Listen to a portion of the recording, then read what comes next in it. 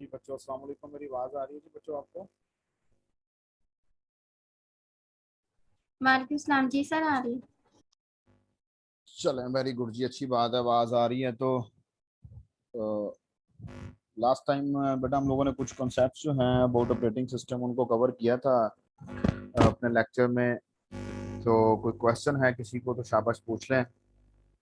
किसी तरह का कोई प्रॉब्लम है या कोई जनरल क्वेश्चन है रिलेटेड टू ऑपरेटिंग सिस्टम वो पूछ लें। असल में होता ये है बेटा कि समटाइम कोई ऐसा प्रॉब्लम, कोई ऐसा एक्सपीरियंस आप लोगों का हो जाता है सिस्टम के साथ कि वो एक्सपीरियंस समटाइम हमारे साथ नहीं हुआ होता। तो आप लोग जब वो क्वेश्चन पूछते हैं तो वो हमारे माइंड में बात क्लिक कर जाती है। उसके बारे में हम लोग अगर जानते हैं तो हम आपको आपके साथ शेयर कर लेते हैं, आपको बता देते हैं। लेकिन अगर हम नहीं जानते तो फिर हम लोग डेफिनेटली हम लोग मिलके उसके सोल्यूशन की तरफ जाते हैं। तो क्वेश्चन पूछने से, क्वेश्चन आंसरिंग के सेशन से बहुत सारी चीज़ें ऐसी होती हैं जो कि आपके माइंड के अंदर होती हैं, कोई कंफ्यूजन होती हैं वो क्लियर हो जाती हैं, कुछ हमारे माइंड में अगर होंगी तो वो क्लियर हो जाएंगी। तो बेसिकली ये जो चीज़ें हैं उसके लिए आप लाजमी जो है वो गो थ्रू किया करें और क्वेश्चन ज़रूर पूछा करें। और मैं आप लोगों से एक्सक्यूज कर सकता हूँ कि मैं आप लोगों को ये स्लाइड्स जो है वो सेंड नहीं कर सका। थोड़ा सा बिजी स्केड्यूल होने की वजह से माइंड से निकल जाता है। तो इसलिए आप लोगों ने जो है ना मुझे इस लेक्चर के बाद अगर मैं सेंड ना करूं तो 2 3 4 दफ़ा शाम तक अगर मैं सेंड नहीं कर रहा ना, 2 3 4 दफ़ा मुझे याद करवा दें। वो फिर ये होता है कि जैसे ही लैपटॉप के सामने बैठे हों तो आपको याद दहानी आ जाए ना, तो फिर मैं सेंड कर दूंगा आप लोगों को। ठीक है ओके सर। जी। तो प्रोसेस मैनेजमेंट बेटा नेक्स्ट हम लोगों ने पढ़ना है। प्रोसेस मैनेजमेंट से मुतलिक मैं बहुत सारी लंबी डिटेल आपको यहाँ इसलिए नहीं बताऊंगा क्योंकि प्रोसेस मैनेजमेंट का एक पूरा चैप्टर है। मेमोरी मैनेजमेंट का एक पूरा चैप्टर है जो हमने पढ़ने हैं आगे जाके। फाइल मैनेजमेंट का चैप्टर है, डिवाइस मैनेजमेंट का चैप्टर है। ये तो पूरे के पूरे सेपरेट मॉड्यूल्स हैं हमारे सिस्टम के अंदर।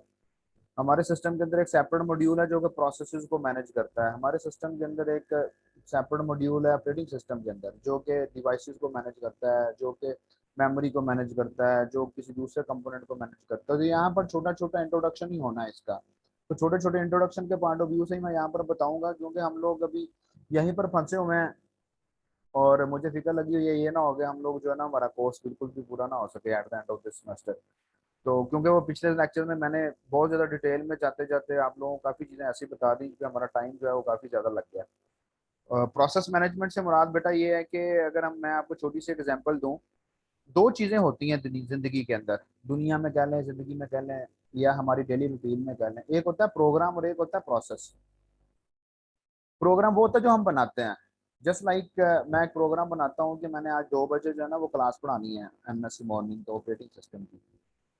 तो मैं उस प्रोग्राम के अगेंस्ट प्रोसेस करूंगा कि मैं सिस्टम को लॉगिन करूंगा, मैं रूम में आऊंगा, रूम में आके मैं लाइट ऑन करूंगा, फैन ऑन करूंगा, सिस्टम ऑन करूंगा, जूम को ओपन करूंगा, लॉगिन करूंगा, फिर मैं आपको आप क्लास स्टार्ट करूंगा, मीटिंग स्टार्ट करूंगा, स्क्रीन शेयर करूंगा, मैं बोलना शुरू कर दूंगा, आपके साथ डिस्कशन शुरू हो जाएगी। तो मैं एक पूरा प्रोसेस कर रहा हूँ क्लास पढ़ाने के लिए। लेकिन अगर मैं सिर्फ प्रोग्राम ही बना के आपको लिंक सेंड करके बैठ जाऊं और मैं कहूँ जी मैंने क्लास पढ़ा ली है, तो ये तो ये तो एक ज्यादती वाली बात है। ज्यादती से मुराद ये है कि ये मानने वाली बात नहीं है। तो कोई भी काम दुनिया के अंदर ऐसा नहीं है कि आप लोग जब प्रोसेस नहीं करेंगे तो वो हो जाएगा। प्रोसेस के बगैर कोई काम नहीं होता। खाना खाना है तो प्रॉपर प्रोसेस करना पड़ेगा। कहीं जाना है तो प्रॉपर प्रोसेस करना पड़ेगा। आप अपनी डेली रूटीन में प्रोग्राम बनते हैं। फॉर एग्जाम्पल आप कहते हैं यार मैंने सैटरडे को लाहौर जाना है, तो आप प्रोग्राम बना लेते हैं मैं सैटरडे को सुबह 5 बजे निकलूंगा ताकि मैं ये काम करके और मैं रात को 7 बजे वापस आ जाऊँ। आप सैटरडे को उठे ही ना और आप कहें जी मैं लाहौर भी पहुंच गया, मैंने काम भी कर लिए, मैं 7 बजे वापस भी आ गया, मीन्स कि आपने किसी भी तरह का कोई प्रोसेस नहीं किया और आप कहें कि आप लोग सारा काम भी हो गया, ऐसे नहीं होता। इसी तरह सिस्टम के अंदर आप जो कुछ भी इंस्टॉल करते हैं वो प्रोग्राम की फॉर्म में पड़ा होता है। आप लोगों ने देखा होगा, आप स्टार्ट मेन्यू में जाते हैं वहां ऑल प्रोग्राम्स का ऑप्शन आ रहा होता है। मींस ईच एंड एवरीथिंग आप लोगों का जो ऑपरेटिंग सिस्टम है दैट इज इटसेल्फ है प्रोग्राम। ये एक मेजर लेवल का प्रोग्राम होता है जो सारे दूसरे छोटे प्रोग्राम्स को मैनेज करता है। फिर इस प्रोग्राम के ऊपर आप लोग जो है माइक्रोसॉफ्ट ऑफिस इंस्टॉल कर लेते हैं। What is Microsoft Office? You normally हम उसको एप्लीकेशन प्रोग्राम एप्लीकेशन सॉफ्टवेयर बोलते हैं। This is a program. ठीक है, इसके बैकएंड पे इसकी इंस्ट्रक्शंस हैं, इसका कोड है, इसका डाटा है। आप सी प्लस प्लस का प्रोग्राम बनाते हैं, सी प्लस प्लस का प्रोग्राम आपने लिख दिया। लिखने के बाद जब आप उसको रन करते हैं, प्रोसेस करते हैं, तब भी आप लोगों के पास वो आपको आउटपुट देता है। आप वीएलसी मीडिया प्लेयर आपने इंस्टॉल कर दिया, आप लोग फलाना काम कर दिया, फलाना काम कर दिया, मतलब जो कुछ भी आप इंस्टॉल करते जा रहे हैं अपने सिस्टम में दैट इज अ प्रोग्राम। तो जब आप उसको छेड़ते हैं ना, छेड़ने से बुरा यह कि आप डबल क्लिक करके ओपन करते हैं, उसके बिहाइंड एक प्रोसेस क्रिएट होता है। सिस्टम के अंदर एक प्रोसेस क्रिएट होता है। वो प्रोसेस क्रिएट होता है तो आपका वो प्रोसेस आपका प्रोग्राम आपके सामने ओपन होके आता है। आप व्हाट्सएप इंस्टॉल कर लिया। What what is WhatsApp? WhatsApp एक एप्लीकेशन है, एक एप्लीकेशन प्रोग्राम है, एक सॉफ्टवेयर है। जब आप लोग उसको टच करेंगे उसके अगेंस्ट बैकएंड पर एक प्रोसेस स्टार्ट होगा। वो प्रोसेस स्टार्ट होगा तो आपका प्रोग्राम आपके सामने ओपन हो जाएगा, व्हाट्सएप आपके सामने ओपन हो जाएगा। अगर वो प्रोसेस स्टार्ट नहीं होगा तो वो आपके सामने ओपन नहीं होगा। तो दुनिया के अंदर जिंदगी में कह लें, आप लोग अपनी डेली रूटीन में कह लें, आप अपने सिस्टम में कह लें, तो there is a concept of program and process. हर प्रोग्राम के बैक एंड पे, हर प्रोग्राम के अगेंस्ट एक प्रोसेस होगा तो वो प्रोग्राम अपना अपना काम करेगा, अदरवाइज वो अपना काम नहीं करेगा। अगर मैं आप लोगों को दिखाना चाहूँ इन शॉर्ट फिर वो ही बात आ जाती है, मैं डिटेल में चला जाता हूँ, मुझे जाना तो नहीं चाहिए, चले क्या। ये देखिएगा अभी यहाँ पर मैं आपको ये नंबर ऑफ प्रोसेसेस आप देख रहे हैं। दीज आर दी एप्लीकेशंस जो कि आप लोगों के सामने, अभी स्क्रीन आपको शेयर नहीं हो रही, मैं स्क्रीन शेयर करता हूँ आपके साथ। These are the application programs जो कि इस वक्त आपके पास चल रहे हैं। ठीक है, these are the background processes. ये अडोब की जो हमने फाइल ओपन की हुई है, मेरे बैकएंड पे अडोब की फाइल ओपन हुई हुई है, उसके अगेंस्ट ये सारे प्रोसेस बैकग्राउंड में प्रोसेस चल रहे हैं आप लोगों के पास। ठीक है, मैं इन शॉर्ट आपको दिखाता हूँ। इस वक्त मेरे सिस्टम में 166 प्रोसेस चल रहे हैं। उन 166 प्रोसेस में मेरे पास जो है मेरे जो प्रोसेसेस चल रहे हैं उन इस वक्त मेरे सिस्टम में डू पीडीएफ भी ओपन है, मेरे सिस्टम में माइक्रोसॉफ्ट पावर पॉइंट भी ओपन है, मेरे सिस्टम में अडोब रीडर भी ओपन है, मेरे सिस्टम में आप लोगों के पास जूम भी ओपन है, गूगल क्रोम भी ओपन है, मेरे सिस्टम में और बहुत सारे फोल्डर्स ओपन है। तो टोटल मिला के मेरे पास इस वक्त 166 प्रोसेस चल रहे हैं। कुछ सिस्टम लेवल के प्रोसेस हैं, कुछ यूजर लेवल के प्रोसेस हैं। अभी आप देखिएगा कि मैं windward open Microsoft word open करूंगा तो आप इस इधर देखिएगा प्रोसेसेस के अंदर यहाँ पर इंक्रीमेंट होगा। क्या इंक्रीमेंट होगा? प्रोसेस क्रिएट होगा ना, प्रोसेस क्रिएट होगा तो विनवर्ड ओपन होना है। जी, आया चेंज नजर आ रहा है? Yes sir. अभी मैंने माइक्रोसॉफ्ट वर्ड ओपन किया है जिसकी वजह से आपको नजर आ रहा है जी कि नंबर ऑफ प्रोसेसेस बढ़ गए हैं। अभी मैं एक्सेल ओपन करूंगा अपनी अपने सिस्टम में। ठीक है, आप भी चेक कर दीजिए, आप भी चेक कीजिएगा अपना ना उसके अंदर अपने सिस्टम में बाद में। चलो क्या हो गया आपको?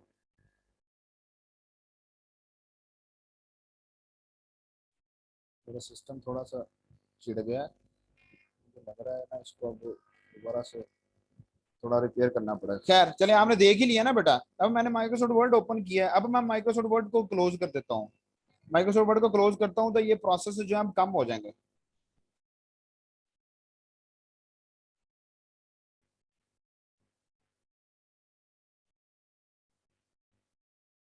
वन सेवेंटी वन से 170 पे आ गए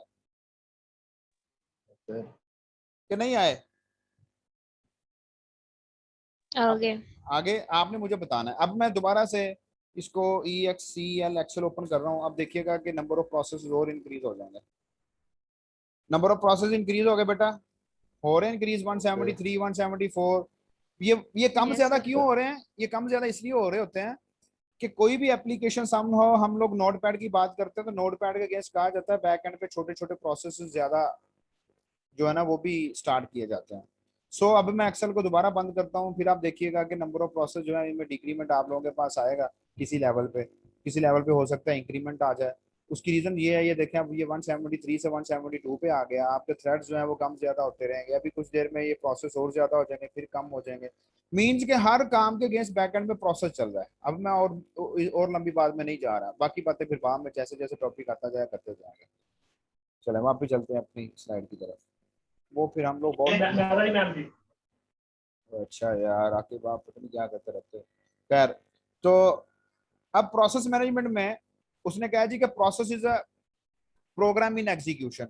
यही बात मैंने आपको बताई है कि जब प्रोग्राम के अगेंस्ट कोई ना कोई प्रोसेस किया जाता है तो हम उसको, कोई ना कोई काम किया जाता है तो हम उसको प्रोसेस करना शुरू कर देते हैं। दैट्स वाई अगर हम मुझसे कोई पूछता है कि व्हाट इज अ प्रोसेस, वो कहता है जी मुझे प्रोसेस की एक प्रीसाइज सी डेफिनेशन बताएं, तो मैं उसको सिंपल वर्ड्स में कहूंगा a program in execution known as process. कि जब प्रोग्राम को एग्जीक्यूशन में लाया जाता है तो उसको प्रोसेस करना शुरू कर देते हैं। आप जब सुबह उठे थे, आपने सुबह उठ के 5 बजे आप ट्रैवल करना शुरू कर दिया, इसका मतलब है कि आपने अपने प्रोग्राम को एग्जीक्यूट करना शुरू कर दिया। सो जो चीज आप लोग जो है जिस चीज के ऊपर प्रोसेस कर रहे होते हैं, जो एक्टिवली परफॉर्म हो रही होती है उसको आप एक्टिव एंटिटी बोलते हैं, और जो चीज पड़ी रहती है उसको आप पैसिव एंटिटी बोलते हैं। तो प्रोग्राम जो होते हैं वो हमारे पास हमारे सिस्टम में पड़े रहते हैं। मैं जिसको छेड़ूंगा उसके अगेंस्ट प्रोसेस स्टार्ट हो जाएगा और वो प्रोग्राम अपना काम करना शुरू कर देगा। दैट्स वाई जो प्रोग्राम होता है उसको आप पैसिव एंटिटी बोलते हैं और जो प्रोसेस होता है उसको आप एक्टिव एंटिटी बोलते हैं। प्रोसेस इज डेफिनेटली, मैंने आपसे कहा कि प्रोसेस एक्टिव होता है। अब उसने लिखा हुआ process need resources to accomplish its task. तो ये हम लोग कंप्यूटर साइंस का छोटा सा बच्चा जो है ना उसको भी ये भी पता है कि जब हम लोग एक प्रोसेस स्टार्ट करते हैं तो डेफिनेटली हमें पता है कि उस जिस प्रोग्राम को हमने छेड़ा, जिस प्रोग्राम को हमने ओपन किया, यूज करने की कोशिश की, उस प्रोग्राम की इंस्ट्रक्शंस, उस प्रोग्राम का डाटा जो है वो मेमोरी में लोड किया जाता है। लोड कौन करता है? डेफिनेटली सीपीयू, आपका सिस्टम यूनिट का जो सिस्टम यूनिट के अंदर आपका प्रोसेसर है वो करता है। मीन्स के मेमोरी भी यूज हो रही है, सीपीयू भी यूज हो रहा है, इनपुट आउटपुट यूज हो रही है, फाइल्स यूज हो रही है। कौन सी फाइल? जहाँ से वो प्रोसेस, जहाँ से डाटा उठाया जा रहा है। इसी तरह हमारे पास वो जो डाटा जो कि इनिशियलाइजेशन की फॉर्म में, इनिशियलाइजेशन की स्टेज पे यूज किया जाता है, उसको इम्प्लीमेंट किया जाता है, एग्जीक्यूट किया जाता है ताकि आपका प्रोग्राम स्टार्ट करके आपको दिखाया जाए। सो यहाँ वही बात लिखी हुई है जो हम सब जानते हैं कि process needs resources to accomplish its task. अब सीपीयू के बगैर हमारा कोई टास्क कंप्लीट नहीं हो सकता, मेमोरी के बगैर हमारा कोई टास्क कंप्लीट नहीं हो सकता। इनपुट आउटपुट हमें प्रोग्राम्स को देनी पड़ती है, किसी लेवल पे कोई ना कोई काम हमें उनको देना पड़ता है जिसकी बेस के ऊपर वो काम करते हैं। सो ये पॉइंट, सेकंड पॉइंट जो है उसका मतलब ये है। फिर वो कहता है process termination requires reclaim of any reusable resources. Process termination requires reclaim of any reusable resource. इसका मतलब बेटा ये है कि अगर आपने एक रिसोर्स छोड़ दिया है और अगर आपको रिसोर्स चाहिए तो आपको दोबारा से उसके लिए क्लेम करना पड़ेगा। ये नहीं है कि आप लोग जो है वो अपनी मर्जी से फिर उस रिसोर्स को पकड़ेंगे और यूज करना शुरू कर देंगे। इन शॉर्ट इस सारी स्लाइड का मतलब बेटा ये है कि आपके बैकएंड पे प्रोसेसेस जो है वो हाउ एफिशिएंटली, कितने एफिशिएंटली वो मैनेज किए जा रहे हैं कि कभी भी ऐसा नहीं हुआ कि मेरे वर्ड का डाटा पीडीएफ में आना शुरू हो गया, पीडीएफ का डाटा मेरे डाउनलोड मैनेजर में जाना शुरू हो गया, डाउनलोड मैनेजर का डाटा मेरा जो है वो टर्बो में आना शुरू हो गया, टर्बो का डाटा जो है वीएलसी मीडिया प्लेयर में आना शुरू हो गया। ये जितनी बातें मैंने की हैं इसका क्या मतलब बनता है कि प्रोसेसेस बैकएंड पे एफिशिएंटली मैनेज हो रहे हैं या नहीं हो रहे? और है। हो रहे हैं। अब इसके अंदर हमारे पास और कोई चीज नहीं है। बाकी आप लोग इसको पढ़िएगा, इसमें कोई प्रॉब्लम होगा तो हम लोग उसको जरूर डिस्कस करेंगे। अब उसके अगेंस्ट आप लोगों के पास जो है वो यहाँ पर ये देखें कि उसने कहा है प्रोसेस मैनेजमेंट की एक्टिविटीज कौन सी हैं। ये देखें, creating and deleting both user and system processes, जो मैंने आपको दिखा भी दी। अच्छा चलें, ऐसा करते हैं कि मैं ना टास्क मैनेजर से मैं टास्क मैनेजर आपके साथ शेयर करता हूँ। और ना मैं टास्क मैनेजर से ये माइक्रोसॉफ्ट पावर पॉइंट के प्रोसेस को एंड करने लगा। ठीक है, तो देखते हैं क्या ये पावर पॉइंट यहाँ से बंद होता है कि नहीं होता। ये मैंने माइक्रोसॉफ्ट पावर पॉइंट पे क्लिक किया बेटा, ये मैं एंड टास्क करने लगा। स्क्रीन गायब हो आपके पास माइक्रोसॉफ्ट पावर पॉइंट। चलें टास्क मैनेजर को मैं बंद करता हूँ। हुआ ये है कि आपके पास माइक्रोसॉफ्ट, चले ऐसा करते हैं, मैं पावर पॉइंट को दोबारा ओपन करता हूँ और फिर मैं आपके सामने उसको बंद करूंगा और फिर देखेंगे टास्क मैनेजर में कि हमारे पास वो नजर आ रहा है या नहीं आ रहा। अब आपको वैसे टास्क मैनेजर में माइक्रोसॉफ्ट पावर पॉइंट नजर नहीं आ रहा ना? नो सर, नहीं। अभी नहीं थोड़ी नजर देर आ पहले नजर आ रहा था ना? मैंने उसके उसके रहा। ऊपर जी क्लिक करके मैंने एंड टास्क किया, वो बंद हो गया। अब अब ये देखें क्या हुआ, मैंने प्रोसेस को एंड कर दिया। ठीक है, अब मैं माइक्रोसॉफ्ट पावर पॉइंट दोबारा से ओपन करूंगा, आपकी स्लाइड को दोबारा से ओपन करूंगा जो हम लोग पढ़ रहे थे, तो आप देखिएगा इधर टास्क मैनेजर में आपको दोबारा से नजर आना शुरू हो जाएगा। आ गया जी नजर दोबारा से? देखिए जरा माइक्रोसॉफ्ट पावर पॉइंट आ रहा है। जी सर, आ रहा है। चलें अब और मुझे इसमें ज्यादा डिटेल में जाने की जरूरत नहीं है। अब हम वापस अपनी स्लाइड्स की तरफ मूव करते हैं। वो फिर जो है ना बेटा, हम बहुत टाइम कंज्यूम कर लेते हैं। लर्निंग नो डाउट होती है, वो लर्निंग सारी आप मुझसे ना करें, खुद से भी कर लिया करें। खुद से करेंगे तो वो ज्यादा लर्निंग हो जाएगी। सही नहीं है?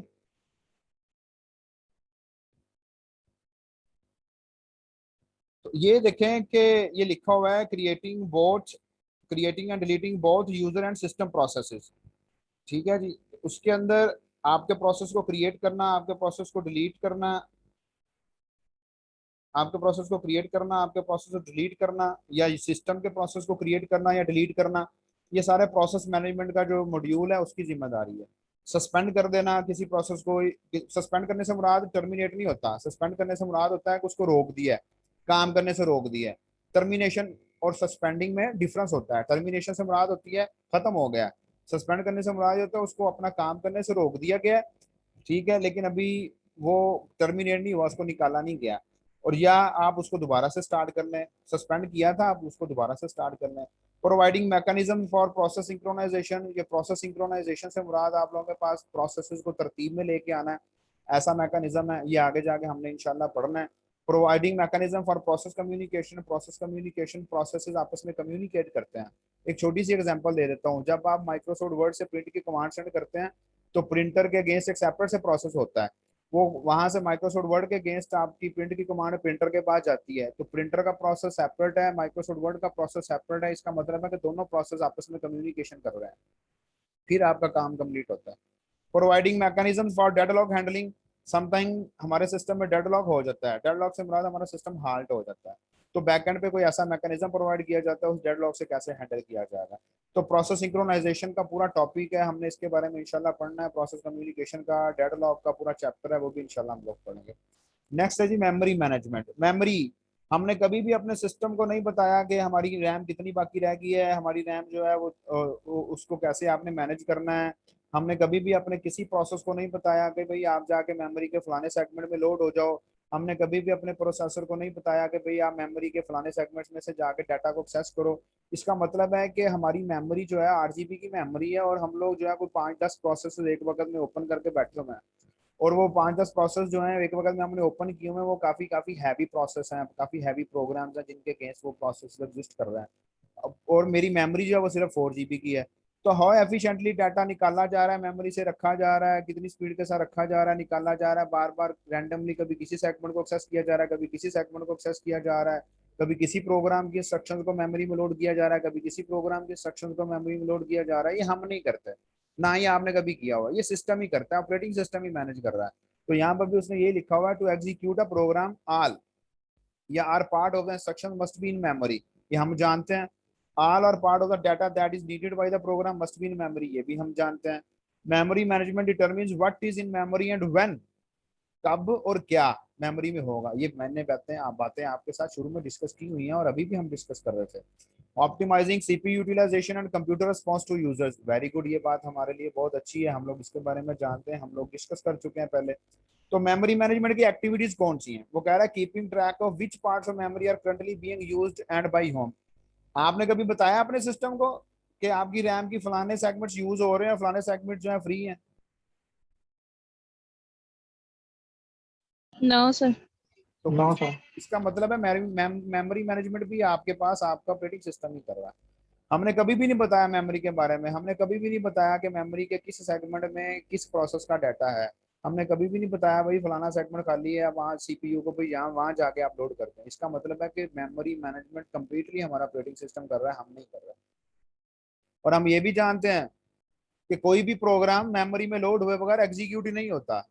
ठीक है, इस वक्त आपने या मैंने इस वक्त जो है वो गूगल क्रोम, जूम, अडोब और पावर पॉइंट और टास्क मैनेजर और डिफरेंट फोल्डर्स अगर ओपन किए हुए हैं, जो जो इस वक्त प्रोसेस में हैं, जिनके साथ जिनको मैं यूज कर रहा हूँ, जो इस वक्त जिनके साथ मैं काम कर रहा हूँ, उनके अगेंस्ट डाटा और इंस्ट्रक्शन मेमोरी में लोड होती जा रही है, एग्जीक्यूट होती जा रही है। अब मैं जितना कुछ भी बोल रहा हूँ, अब मेरी आवाज जो है, ये साउंड जो है, ये मेरे हेडफोन से मेरे सिस्टम में एंटर हो रही है। सिस्टम में एंटर में होने के बाद इसको डिजिटल में कन्वर्ट करके मेमोरी में लोड किया जा रहा है, और ये मेमोरी में लोड करके जूम को पहुंचाई जा रही है। जूम उसके अगेंस्ट काम कर रहा है, फिर सिस्टम उसके अगेंस्ट काम कर रहा है, करते करते वो क्या कर रहा है जी, मेरे नेटवर्क पर पहुंचाई जा रही है। नेटवर्क से वो नेटवर्क कार्ड के थ्रू वो मेरे नेटवर्क कनेक्शन पे पहुंचाई जा रही है, फिर वो होती हवाई आपके पास आ जाती है, और आप लोगों को इसी तरह बैकएंड पे सारा प्रोसेस हो रहा है।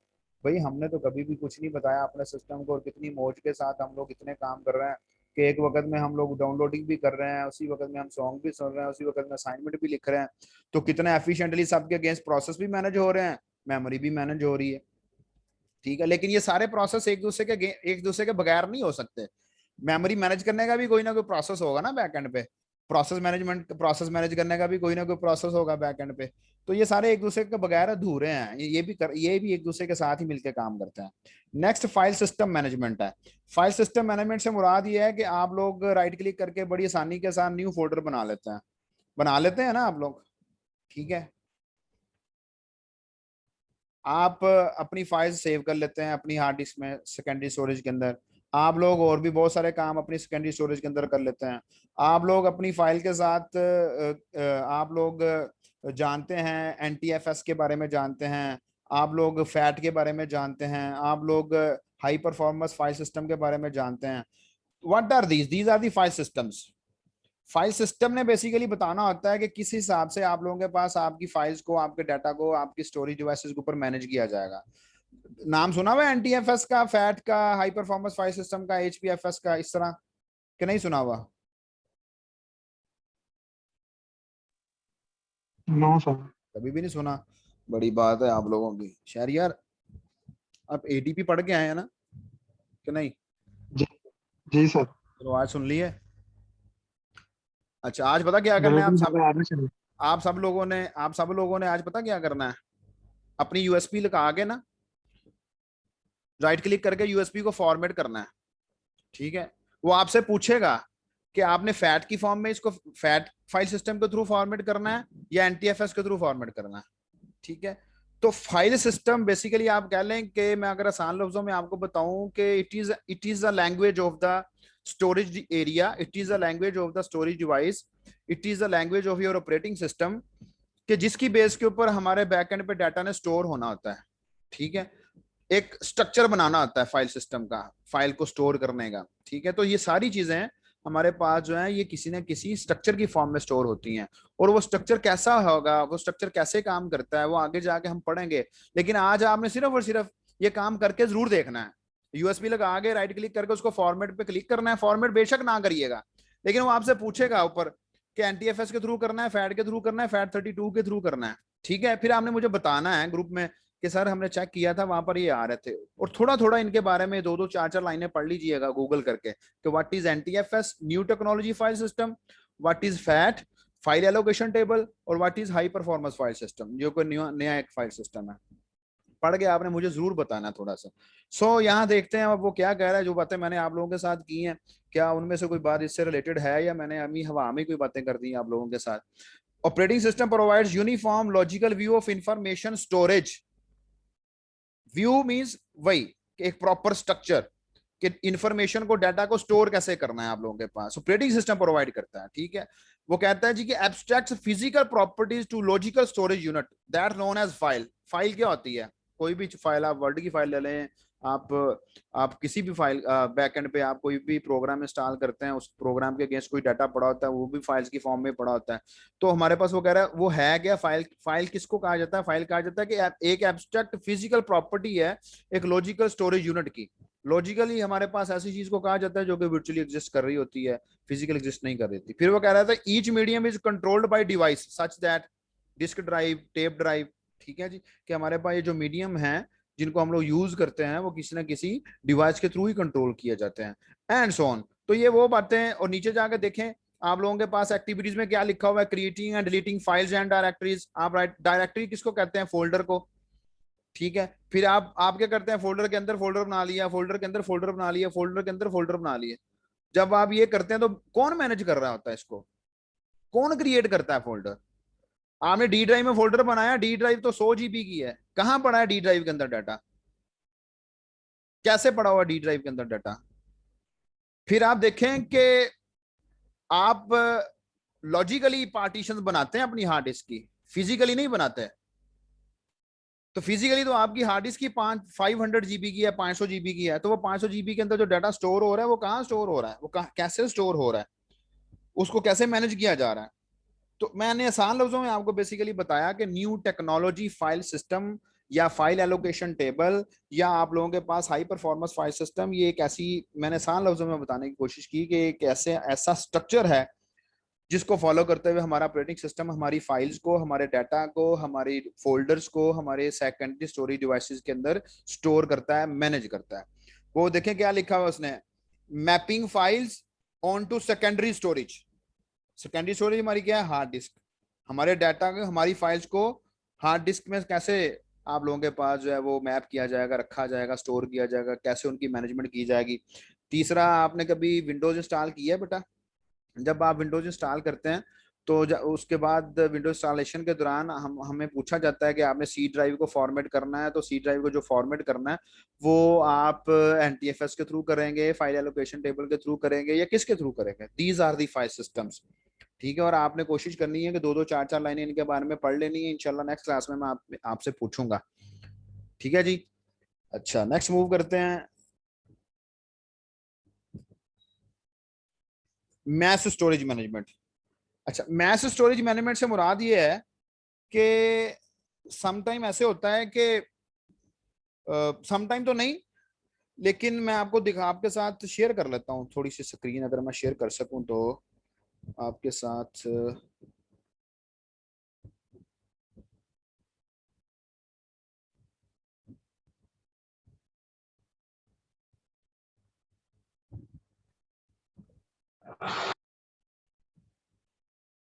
अच्छा, ये मेरे सिस्टम का माई कंप्यूटर जो है या जिस पीसी का जो ऑप्शन है ना, वो मैंने आपके साथ शेयर किया है। अब ये देखिए उसने लिखा हुआ 96.7 GB free of 145, 335 GB free of 340 GB, 277 GB free of 443 GB। अब ये देखें कि ये आपने कभी ये आपके सिस्टम में भी ये नजर आ रहा होता है कि नहीं नजर आ रहा होता, आ रहा आ रहा था। आपने बताया अपने सिस्टम को कि भाई 96 GB फ्री है 145 GB में से, या 335 GB फ्री है 340 GB। ओ भाई, कौन बताता है, इसका मतलब है ऑपरेटिंग सिस्टम मैनेज कर रहा है ना मेरी मैस स्टोरेज को, इसका मतलब है मेरी स्टोरेज डिवाइसेस को मेरा ऑपरेटिंग सिस्टम मैनेज कर रहा है, वो बताता है भाई कौन सी कहां पर एलोकेशन होनी है, ठीक है। आपने ये जो पार्टीशन सी, ई और एफ नजर आ रही है आपको इस वक्त आपकी स्क्रीन के ऊपर, ये लॉजिकल पार्टीशंस हैं। मैंने फिजिकली जो है ना वो कोई आरा लेके या कोई छुरी लेके मैंने इसको अपनी हार्ड डिस्क को 3 हिस्सों में डिवाइड नहीं किया हुआ, फिजिकली ये एक ही है, लेकिन लॉजिकली ये पार्टीशन जो हैं ये हम लोगों ने किए हैं। क्यों किए हैं इसका क्वेश्चन आपने ढूंढना है, आपने इसका क्यों पार्टीशंस की जाती हैं, what are the benefits of these partitions, इसका क्वेश्चन का आंसर भी आपने नेक्स्ट क्लास में ढूंढ के लेके आना है। ये मैंने आपसे पूछना है, आपके साथ डिस्कस करना है, ठीक है। 2-3 चीजें मैंने आपको बताई हैं पढ़ने के लिए, लाजमी पढ़ के आइएगा, नहीं पढ़ के आएंगे तो आपका नुकसान होना है, मेरा कोई नुकसान नहीं होना। वापस चलते हैं स्लाइड्स की तरफ। ये मैंने आपको जस्ट एक एग्जांपल के तौर पे बताया था। अब देखिए यहाँ पर क्या लिखा है, usually disk used to store data that does not fit in main memory और data that must be kept for a long period of time. हम जानते हैं ये बात जो उसने लिखी हुई है, हम बार बार डिस्कस करके आए हैं अपने ऑपरेटिंग सिस्टम के कोर्स के अंदर, या नॉर्मली भी डिस्कस करके आए हैं कि for long time period data जो है वो हार्ड डिस्क में या स्टोरेज डिवाइसेस के अंदर स्टोर किया जाता है, जो परमानेंट डाटा को स्टोर करती है। वो कहता है proper management is of central importance. Definitely data की जो बैक एंड पे डिवाइस के अंदर, स्टोरेज डिवाइस के अंदर, हार्ड डिस्क के अंदर मैनेजमेंट है, ये हम सबके लिए इंपॉर्टेंस रखती है। मैं ये ना हो कि मैंने एक फोल्डर के अंदर सॉन्ग्स रखे हुए हैं, किसी दूसरे फोल्डर्स के अंदर मैंने अपना जो है वो अपनी असाइनमेंट्स के रिलेटेड डाटा रखा हुआ है, तो एक दिन मैं उस फोल्डर को, एक फोल्डर को ओपन करता हूँ, उसमें से आधे सॉन्ग्स उड़े हुए हैं और वहां से असाइनमेंट वाला डाटा आया पड़ा हुआ है। भाई ये कैसे हो सकता है? ये तो गलत बात है, ऐसा नहीं होना चाहिए। सो हमारी मैनेजमेंट से, हमारी मैस स्टोरेज, हमारी स्टोरेज डिवाइसेस से रिलेटेड जो जितनी भी एक्टिविटीज हैं जो कि यहाँ पर ये लिस्ट में लिखी हुई हैं, ये सारी के बारे में, ये फ्री स्पेस मैनेजमेंट के बारे में मैंने आपको बता दिया एक एग्जांपल के तौर पर। बाकी पार्टीशनिंग कैसे हो रही है, आपकी पार्टीशंस को प्रोटेक्ट कैसे किया जाता है, आपकी हार्ड डिस्क को, आपके स्टोरेज डिवाइसेस को प्रोटेक्ट कैसे किया जाता है, ये protection, each and everything, these are the activities of mass storage management. Next move करते हैं जी कैशिंग की तरफ। कैशिंग के बारे में हम जानते हैं, कैशिंग के बारे में हम बहुत अच्छे से जानते हैं। कैशे के बारे में हम लोग पढ़ के आए हैं, कैशे क्या होती है, और उस प्रोसेस को कैशिंग बोला जाता है जो कि कैशे के साथ किया जाता है। Important principle informed at performed at many levels in the computer in hardware operating system software। हम लोग जानते हैं कैशे के बारे में, हमें यहाँ पर इसको बहुत ज़्यादा फोकस के साथ पढ़ने की जरूरत नहीं है, हम लोग बार बार इसको डिस्कस करके आए हुए हैं। यहाँ पर ये टेबल ठीक से नज़र नहीं आ रहा, ये आप लोगों ने इसको बुक में से ज़रूर देख लेना है, ये कैशिंग से रिलेटेड है, ठीक है। इसकी वैल्यूज पता नहीं क्यों नज़र नहीं आ रही, आनी तो चाहिए, आती थी, लेकिन हो सकता है कि स्क्रीन शेयर होने की वजह से नहीं आ रही, या क्या रीज़न है। लेकिन इस टेबल के अंदर डिफरेंट वैल्यूज लिखी हुई हैं अबाउट कैशे, वो आपने जरूर पढ़नी है, उनको देखना है एक दफा। Migration of data a from disk to register. अब ये वो एक आपको प्रोसेस बता रहा है कि अगर कोई डाटा है, उसका फॉर एग्जांपल नाम रख लिए ए, वो डिस्क से रजिस्टर तक कैसे पहुंचता है। तो वही स्टोरेज हायरार्की जो हम पढ़ के आए थे कि हार्ड डिस्क से डाटा उठाया जाएगा मेन मेमोरी में, मेन मेमोरी से फिर कैशे में, कैशे से वो हमारे हार्डवेयर के रजिस्टर में चला जाता है। क्योंकि हम लोग ये बात डिस्कस कर चुके हैं कि जिस डाटा के ऊपर आपका सिस्टम प्रोसेस कर रहा होता है वो रजिस्टर में पड़ा होता है, ठीक है जी। और रिसेंटली यूज फाइल्स जो है वो कैशे में पड़ी होती हैं, और कैशे में फाइल्स जो है वो कब आती हैं, जब एक दफा एग्जीक्यूशन होती है तो उसकी एक कॉपी कैशे में रख दी जाती है, फिर प्रोसेसर उनको एग्जीक्यूट करता है।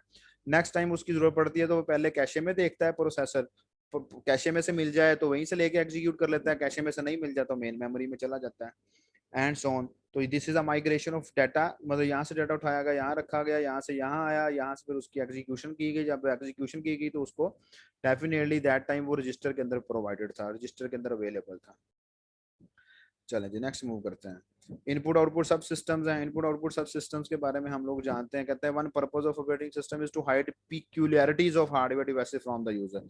हम नहीं जानते हमारी हार्डवेयर डिवाइसेस के बारे में इन डिटेल में कि वो कैसे काम कर रही हैं, ठीक है, वो किस किस चीज़ की रिस्पॉन्सिबल, जैसा कि इसकी आप इनपुट आउटपुट सब सिस्टम की रिस्पॉन्सिबिलिटीज पढ़ लें जो उसने लिस्ट में नीचे बुलेट्स की फॉर्म में दी हुई हैं। उसने कहा हुआ जी कि memory management of input output including buffering, storing data temporarily while it is being transferred, caching, storing parts of data in faster storage of performance, spooling, the overlapping of output of one job with input of other jobs। अच्छा आप ये देखें कि हम लोग जब online song सुन रहे होते हैं यूट्यूब से, हम कहते हैं बफरिंग हो रही है, कहते हैं जी सर। वो हम कर रहे होते हैं बफरिंग, या वो डाटा हम स्टोर कर रहे होते हैं, या उसकी नो मैनेजमेंट सर। हम कर रहे होते हैं। तो वो यही लिखा हुआ उसने यहाँ उस पॉइंट में, उसने यही बताया हुआ कि memory management of input output including buffering हम नहीं करते, ये सब सिस्टम है इनपुट आउटपुट का, वो मैनेज करता है, उसकी रिस्पॉन्सिबिलिटी है, ठीक है जी। फिर वो कहता है general device driver interface, device drivers के साथ हम काम नहीं करते, डिवाइस ड्राइवर्स हम लोग इंस्टॉल कर लेते हैं, उस डिवाइस ड्राइवर्स के लिए क्या चाहिए होता है, क्या इनपुट है क्या आउटपुट है, वो हम नहीं कर रहे होते, वो इनपुट आउटपुट सब सिस्टम कर रहा होता है, हमारे ऑपरेटिंग सिस्टम का हिस्सा वो कर रहा होता है, हमने कभी भी कुछ नहीं किया, हमने सिर्फ प्रिंटर के ड्राइवर इंस्टॉल कर दिए, और करने के बाद हमने क्या किया, हमने अपने प्रिंटर को प्रिंट की कमांड सेंड की। अब वो प्रिंटर को कैसे इनपुट जा रही है, प्रिंटर हमें कैसे आउटपुट दे रहा है, हमें नहीं पता, वो हमारे सिस्टम का जो इनपुट आउटपुट सब सिस्टम है वो ये काम कर रहा है, ठीक है। और फिर हम लोग जानते हैं कि हर डिवाइस, नॉर्मली हर हार्डवेयर डिवाइस के ड्राइवर्स डिफरेंट होते हैं, जैसा कि यहाँ पर लिखा हुआ है drivers for specific hardware devices, ठीक है। मींस के हमारे पास जैसे प्रिंटर है, हम जब उसको प्रिंट की कमांड सेंड करते हैं तो वो हम लोग नहीं उसको बताते भी कैसे हम लोग प्रिंटर को इनपुट दे रहे हैं, कैसे हमें वो आउटपुट देगा, वो सिर्फ हम प्रिंट की कमांड सेंड करके आराम के साथ बैठ जाते हैं, वो खुद ही प्रिंटर को प्रिंट की कमांड सेंड कर देता है और हमें आउटपुट भी दे देता है। चलें जी नेक्स्ट मूव करते हैं, protection and security. Protection and security की डेफिनेशन आपके सामने भी लिखी हुई है, लेकिन आप मुझे बताएंगे प्रोटेक्शन एंड सिक्योरिटी को आप कैसे डिफर करते हैं, क्योंकि अगर देखा जाए तो प्रोटेक्शन एंड सिक्योरिटी का मतलब कम बेश एक तरह के मतलब बनता है, लेकिन इनके अंदर डिफरेंस क्या है? डेफिनेशन आपके सामने भी लिखी हुई है, होप्स हो कि आप डेफिनेशन पढ़ के समझ जाएं, लेकिन होप्स हो कि आपको इसके बारे में पहले ही पता हो। तो आप मुझे बता दें, अगर आप लोग 15 सेकंड्स लेना चाहते हैं तो आप 15 सेकंड्स ले लें, मैं चुप कर जाता हूं, आप मुझे सोच के बता दें कि what is the difference between protection and security. चलें जी, your time starts.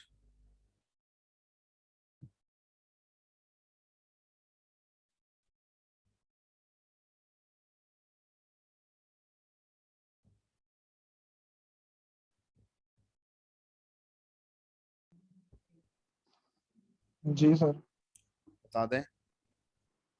Sir protect हम करेंगे अगर कि अनऑथराइज यूजर है वो हमारे अगर लैपटॉप या कंप्यूटर उसको ओपन ना कर सके। सिक्योरिटी भी तकरीबन यही है, लेकिन उसमें हम ये वायरसेस वगैरह जो हमें ऑनलाइन भी हमें मिल सकते हैं, पर वेबसाइट हमारी वो ना कोई हैक कर ले, ये वो उसके लिए भी सिक्योरिटी हम लगाते हैं।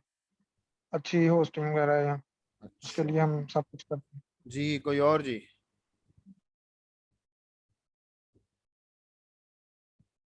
जी बेटा, कोई और?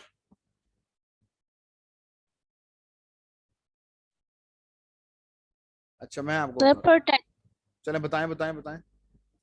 प्रोटेक्शन जो होता है वो इंटरनली उसको प्रोटेक्ट करता है, वो जो सिक्योरिटी होती है वो एक्सटर्नल उसको वायरसेस वगैरह से बचा के रखती है, थ्रेट से। अच्छा चले, मैं आपको बताता हूँ। प्रोटेक्शन बेटा ये होती है कि जब 2 3 4 प्रोसेस एक वक्त में काम कर रहे हैं, ठीक है, 2 3 4 प्रोसेस एक वक्त में आपके सिस्टम में चल रहे हैं, और डेफिनेटली सारे प्रोसेसेस जो हैं वो सेंट्रल प्रोसेसिंग यूनिट को भी यूज कर रहे होंगे, मेमोरी को भी यूज कर रहे होंगे, इन कम अज कम इन दो रिसोर्सेज को तो लाजमी यूज कर रहे होंगे ना। तो प्रोसेसिंग के दौरान जब किसी चीज को एग्जीक्यूशन की जा रही होती है किसी चीज की, तो उस टाइम बेसिकली इस चीज का ख्याल रखना है कि आप लोगों के पास एक प्रोसेस को कोई आउट ऑफ द वे जाके कोई दूसरा प्रोसेस डिस्टर्ब ना करे, या यूजर के डाटा को या किसी रिसोर्स को, इसको कहते हैं प्रोटेक्शन, जब प्रोसेसिंग की जा रही होती है, ठीक है। सिक्योरिटी क्या है? सिक्योरिटी है जैसा कि उसने लिखा हुआ है defence of the system.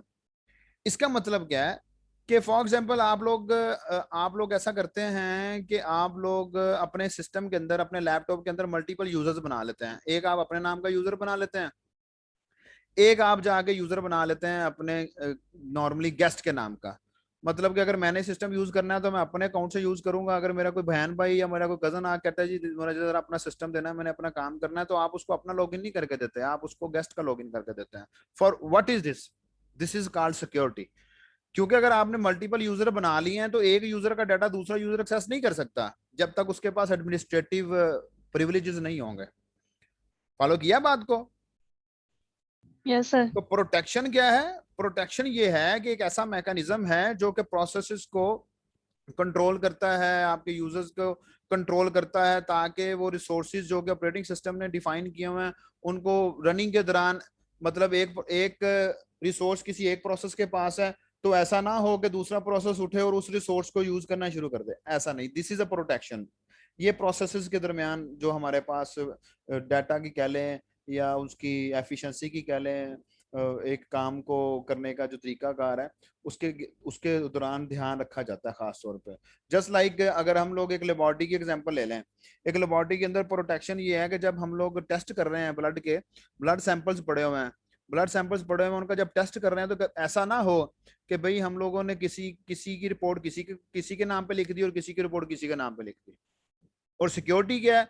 Security ये है कि ब्लड सैंपल्स के आप वायल के बाहर आपने नाम और वो सारा डिटेल लिखी होती है कि इसका ये फलाना फलाना टेस्ट करना है हम लोगों ने, उसके साथ में ये सिक्योरिटी है।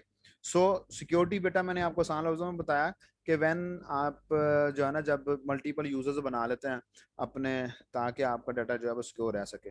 सो मैं अभी आपके साथ बेटा लास्ट मिनट है क्लास का, मैं क्लास एंड हो जाएगी, मैं आपके साथ ये जो स्लाइड्स हैं वो शेयर कर देता हूँ। इसके नेक्स्ट हमारे पास बेसिक छोटे छोटे आप लोगों के पास कॉन्सेप्ट्स हैं, वो आप लोगों ने पढ़ने हैं। मैं एक दफ़ा उसको व्यू करूंगा, अगर वो डिस्कस करने वाले हुए उनमें से कोई तो मैं आपके साथ डिस्कस करूंगा, अदरवाइज आप लोगों ने उनको पढ़ लेना है और हम लोग थोड़ा सा नॉर्मल रैंडम सा डिस्कस करके फिर हम लोग आगे मूव करेंगे इंशाल्लाह। कोई क्वेश्चन है यहाँ तक तो पूछ लें, शाबाश।